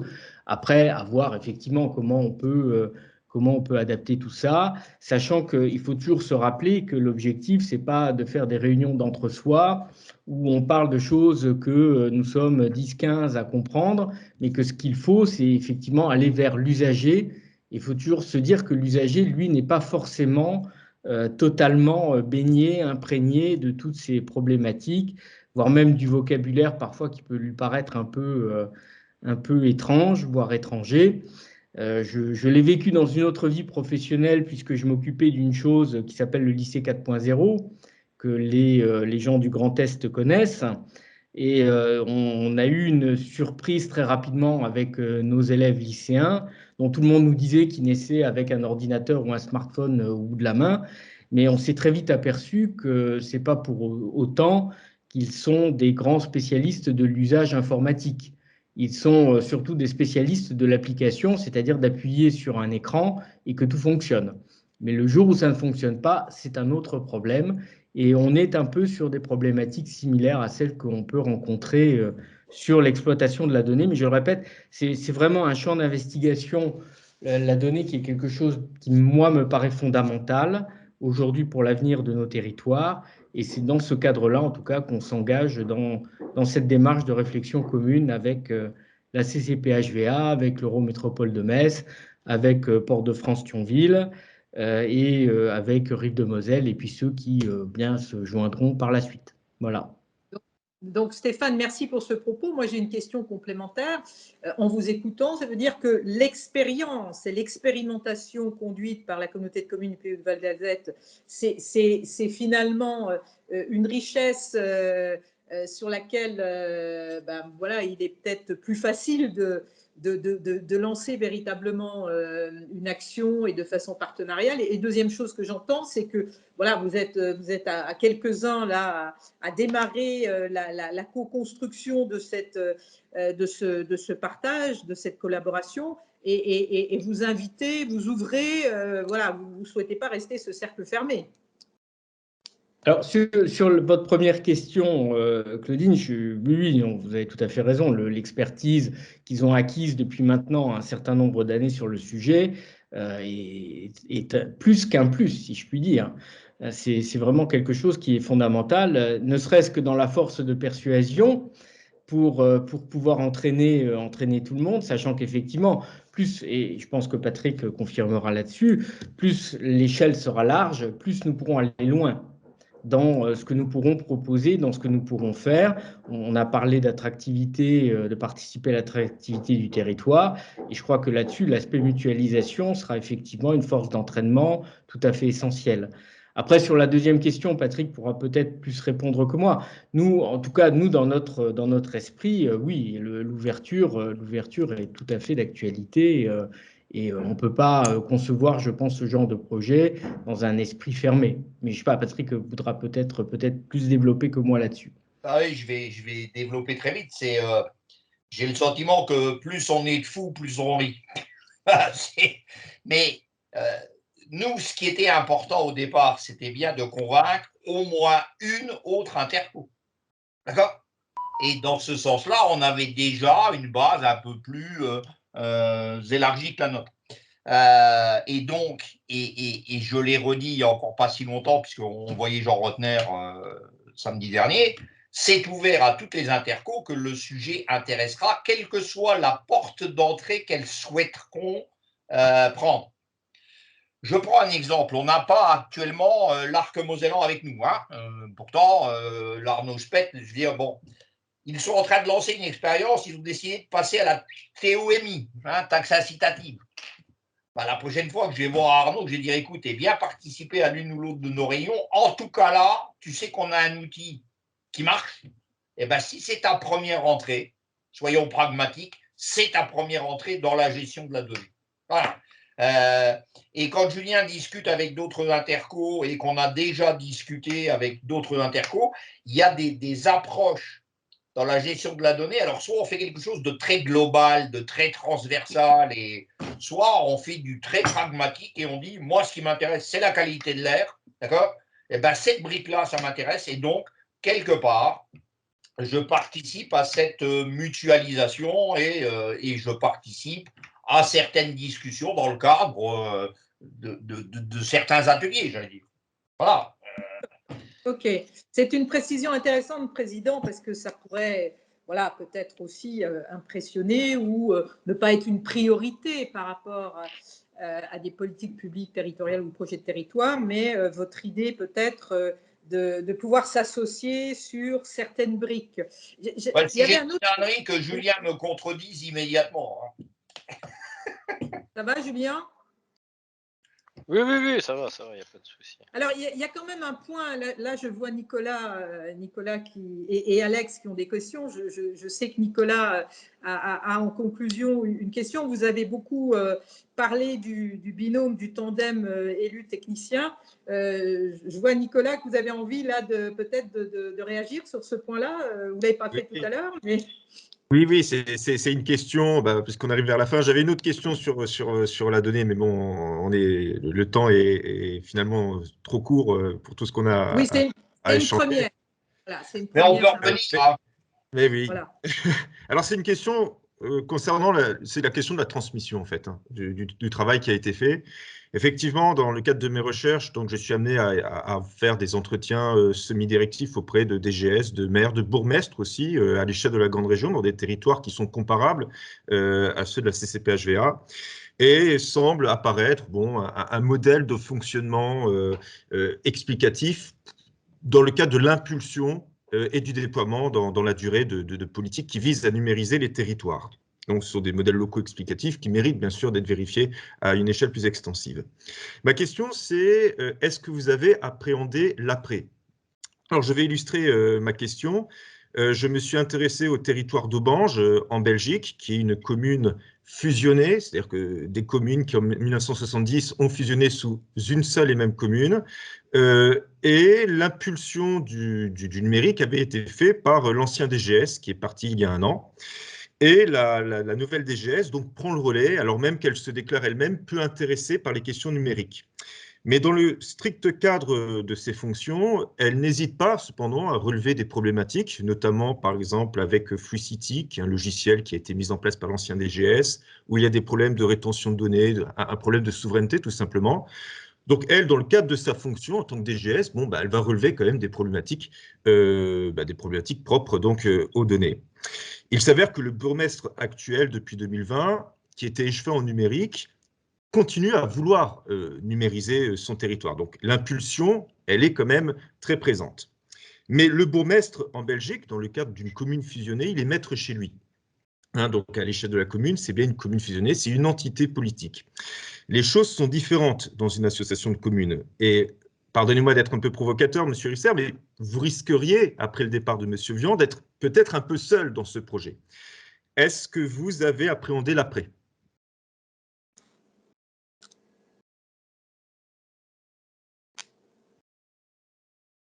Ah, on n'a pas le son.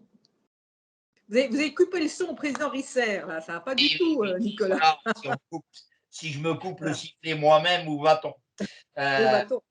Bon, Julien, on sait alors, l'après, ça a toujours été une question, mais on a eu avec Julien de très longues discussions pendant très longtemps, puisqu'on sait que personne n'est éternel à un poste et qu'il n'a peut-être même pas intérêt à continuer à rester chez nous pour un tas de raisons. Je veux dire, il est jeune, sa carrière est devant lui et ses centres d'intérêt, ça lui appartient.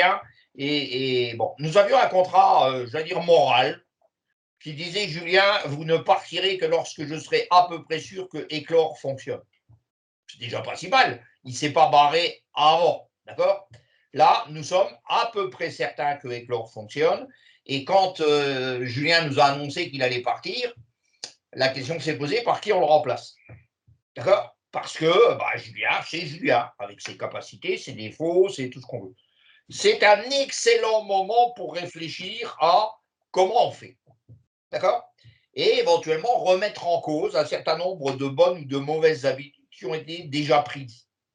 Et moi, j'ai été chef d'établissement. Quand j'avais un adjoint qui partait et un autre adjoint qui arrivait, il fallait bien que je fasse avec. D'accord? Ou quand vous avez une gestionnaire qui était en poste depuis 40 ans et qui connaissait la baraque 10 fois mieux que vous, mais qui pensait parfois à votre place, avoir une petite jeune qui arrive sans expérience, c'est aussi très formateur. Donc, quelque part, on va appeler dans ce couple, parce que s'il n'y avait pas eu de couple, on n'en serait pas là. Il faut appeler les choses comme elles sont. Le contrat a été respecté. Nous pouvons nous quitter en toute amitié. Et là où il va, à sa place, j'aurais fait exactement la même chose. Quand il s'est agi de le remplacer, nous avons vu notre DRH, DRA, d'accord? Et je lui dis, Thierry, ça vous intéresse le poste de DGS? D'autant que vous êtes chez nous depuis 2 ans, donc vous savez dans quel. Alors vous m'excusez d'être grossier, mais bon, on est entre nous. Dans quel merdier vous allez mettre les pieds? Vous prenez ou vous ne prenez pas, et je comprendrai que vous ne preniez pas. On ne peut pas être plus clair. Hein. Dans ce cas, en tant que DRH, vous allez me trouver une solution, hein, parce qu'il faut qu'on remplace Julien. Et il a eu le courage ou la bêtise de dire OK, on y va. Donc, depuis ce moment-là, j'ai fixé à Julien un objectif. C'est l'administration générale, le boulot de DGS, on va vous en libérer un max. D'accord? Thierry, il est là pour ça. Il faut qu'il. Bon, par contre, vous le drivez. Et d'autre part, Thierry, vous allez sortir et vous allez faire en sorte avec Julien d'en avoir acquis un max avant qu'il ne nous quitte. Voilà. Donc, la transmission, quelque part, elle se fait. On sera amené nécessairement à penser peut-être des choses autrement ou à les organiser autrement, mais la philosophie du projet, telle que je vous l'ai définie, elle est là, hein, elle est écrite. Et si demain, le père Risser fait un mauvais Covid et qu'il n'est plus là, en tout cas, ceux qui seraient amenés à traiter de la question, je leur souhaite bien du courage, mais les fondamentaux sont inscrits. Voilà. Et dès lors qu'ils le sont, ma foi, on ne revient pas facilement sur ces fondamentaux. Hein. Bon. Et pour le reste, l'avenir appartient à ceux qui le vivront. Hein. En tout cas, merci pour cette sincérité de la question. Alors peut-être, puisqu'il part, Julien, non pas un testament sur ce projet, mais comment vous aimeriez passer le relais? Enfin, qu'est-ce qu'il y a d'important pour vous dans cette transmission qui est essentielle?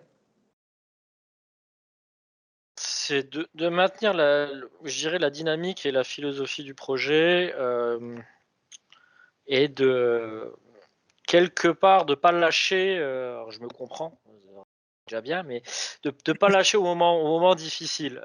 C'est-à-dire que on va vers des changements des changements de paradigme, des changements de faire, et pas céder à la facilité, notamment vis-à-vis des gens les plus je dirais les plus arrêtés, ou ceux qui n'ont pas trop envie d'évoluer, et vraiment d'insister. Aujourd'hui, la communauté de communes, elle a tous les outils pour réussir. Que ça soit sur le numérique, que ça soit sur l'énergie, que ça soit sur l'urbanisme, elle a tous les outils pour faire, quelque part. Donc derrière, il faut, je pense, poursuivre cette dynamique. Il faut aussi savoir poser les choses et démontrer que les choses marquent. Donc par moment aussi, c'est pas une fuite en avant, hein. Donc d'avoir une certaine raisonnabilité, je dirais, par moment. Mais voilà, mais pas dire ces gadgets, et poursuivre les choses et essayer de convaincre toujours d'aller chercher l'adhésion de tous les élus, l'adhésion de la population pour que les choses tournent. C'est compliqué, ça demande beaucoup de temps, beaucoup d'énergie, ça c'est sûr. Mais en tout cas, je dirais la phase la plus compliquée sur ce projet est passée, puisque les infrastructures aujourd'hui sont là, elles sont disponibles, elles peuvent être utilisées. Je dirais que maintenant, il n'y a plus de cas. Voilà. Je dirais aussi qu'un bon DGS, quelque part, il a des personnels qui travaillent avec lui, d'accord? Et que s'il a été un bon DGS, et Julien parlait de formation de nos personnels, tout le projet, ils l'ont vécu avec lui, hein.